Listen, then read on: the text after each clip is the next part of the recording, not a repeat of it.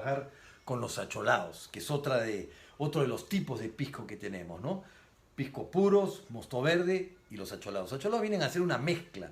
Nosotros mezclamos las 8 uvas pisqueras que tenemos y elaboramos un acholado.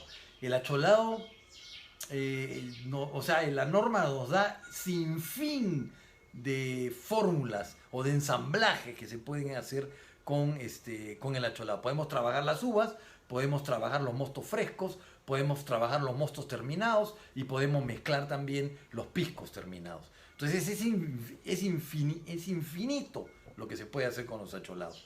Correcto, acá tenemos un corequenque de Ica de 40 grados, botella de 700 mililitros, y por supuesto tiene su historia acá muy simpática, en la cual habla de que es una ave sagrada, por los incas, simbolizó valentía, poderío y nobleza, ¿no?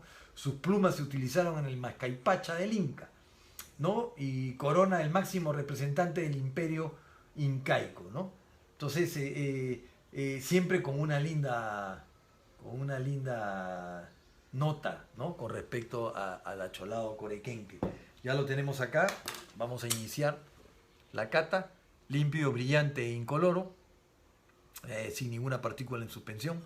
Hay que entender de que uno puede llegar a trabajar hasta digamos, de las 8 uvas, 7, porque la uvina no la puedes trabajar fuera de Lunahuaná, Pacarán y Zúñiga, ¿correcto? Si no, podríamos uno trabajar con las 8, pero como no se puede trabajar con la uvina fuera de esos 3 distritos, lo máximo que puede un productor fuera de la zona de uvina es trabajar con 7 de las 8 uvas pisqueras, ¿correcto? Quebranta y todas las demás, ¿no? O todas más aromáticas y menos aromáticas. El porcentaje de cada una de las uvas lo va a dar el productor, como quiera. En este caso nos indica de que es quebranta, torontel y moscatel, pero no nos indica los porcentajes que ha utilizado. La fórmula le pertenece al maestro destilador.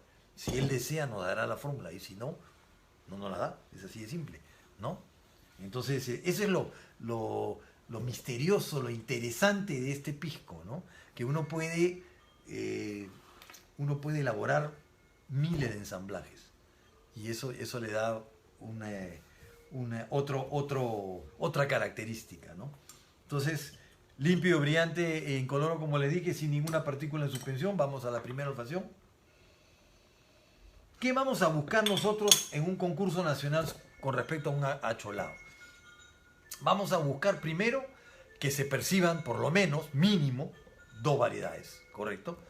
Los criterios para poder evaluar va a depender de la mesa, ¿no? Si la mesa le parece que debe ser menos aromático o que la variedad que resalte debe ser menos aromática, indudablemente van a irse por ahí. Si en la mesa la mayoría considera de que la variedad que debe resaltar es la más aromática, también se van a ir por ahí. Eso va a depender de quienes estén conformando la mesa. No lo vamos a poder decidir eso de ninguna manera. Recuerden que la cata no es absoluta, siempre se discute, es discutible en todo sentido. Entonces, son cosas que pasan en un concurso nacional, que pueden ser injustos, pero lógico, la vida es injusta, no podemos evitar eso. Así que adelante nomás.